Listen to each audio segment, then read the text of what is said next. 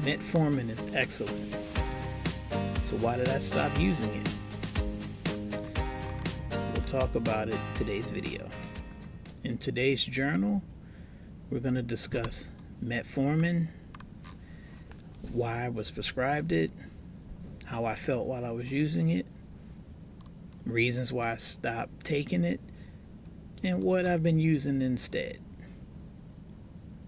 First, I want to go over the good of metformin. Basically, I was prescribed metformin as a way to lower my daily blood sugars, which is leading to high A1C. While on metformin, my A1C was cut in half. I went from 12.7 in 2003. Now my A1C is 5.7. So that was cut in half and then some.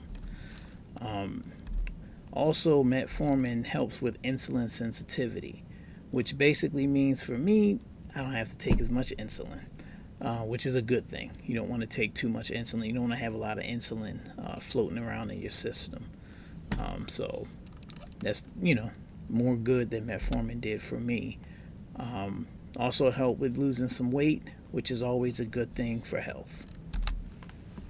Now, some generally good things that metformin does, and that it does very well, is basically it's a longevity drug.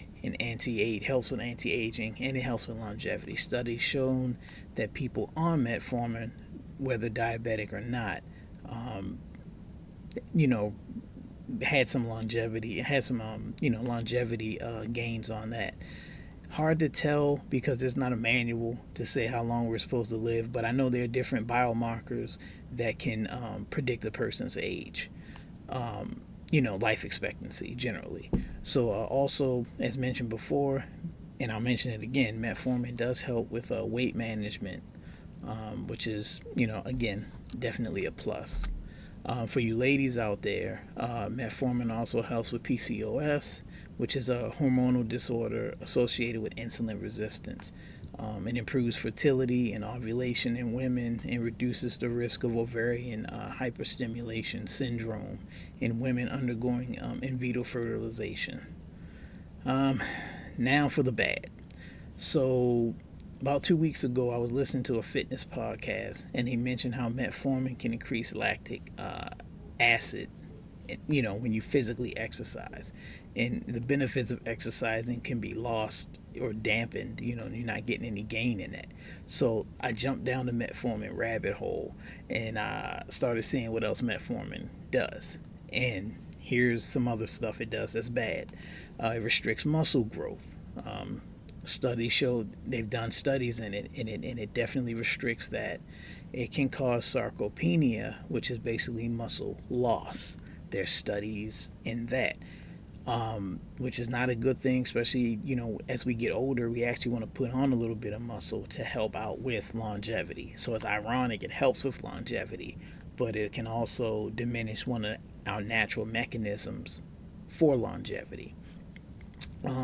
Metformin can definitely cause, in some individuals, fatigue and muscle weakness. Basically, I think it regulates the way the muscles get their energy from sugar and things like that. Also, it can lower testosterone in healthy men and men with type 2 diabetes. I haven't had a testosterone test in a long time, but my next doctor visit, I am going to mention it to him that I'm interested in doing it just to see where my T levels are. Also, metformin, messes with your vitamin B1 and B12 absorption. So that is definitely a big deal because we need those vitamins, and particularly to get energy from our food, especially B12. So what this led me into was a realization. 3 years ago, when I started taking metformin, I began to notice weakness in my arms and legs. At first, I thought, I'm out of shape. I haven't been working out. But I did start working out again. And I started noticing that the months of training, I wasn't able to push past my plateaus. So after looking at the above mentioned topics, I decided to do some research into some alternatives. And what I found was berberine, which is pretty awesome stuff. It is a health supplement, but I'll get into that a little bit later. Alpha lipoic acid definitely was a help. Um, Gymnina. I am not taking that. I'm interested in it and still researching it. And then NAC and NAC plus, which is basically, as far as I understand, is amino acid. These were alternatives I learned to metformin. Now, this is my regimen. This is what I've been doing in the last few weeks since finding out about some of the things with metformin, some of the catches. Berberine, I take 600 milligrams 3 times a day. Okay, and that pretty much it acts as a metformin as far as the benefits of it, the results of it. I'm also taking 600 milligrams of the alpha lipoic acid once a day. I'm taking that instead of the NAC plus because the alpha lipoic acid helps with nerve regeneration, and I'm going through that because of retinopathy and neuropathy because of the diabetes. I'm also adding to that 500 milligrams of bitter melon that I take 2 times a day. So basically, since I've been gradually increasing my fitness levels, um, I'm leaning more and more on diet and physical exercise. What this means for me is that metformin is no longer a good fit. So if I keep taking it, I won't see any results or gains from my workouts, or they'll be greatly diminished. And working out is what's been helping me between that and the diet, a little bit more so than the medications.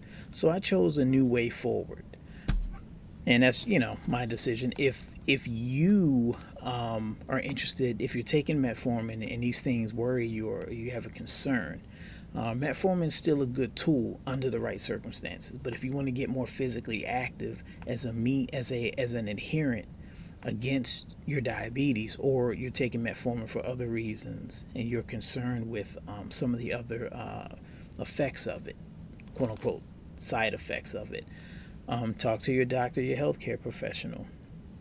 And that's it for today, guys. And remember, drop a comment if you have any questions or suggestions. Of course, please like and subscribe and comment below. Hopefully, this was enlightening and it can send you down your own rabbit hole, if you will.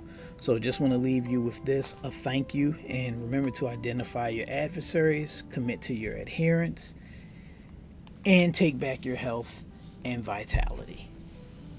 Thanks for watching.